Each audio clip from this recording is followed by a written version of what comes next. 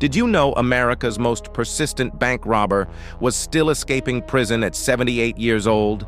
Forrest Tucker spent 6 decades robbing banks and breaking out of maximum security prisons.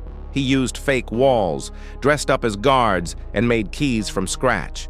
But his final escape was his most incredible. At age 78, Tucker secretly built a kayak inside his prison cell. Then he paddled across a freezing lake to freedom. This master criminal proved that age couldn't stop his brilliant schemes.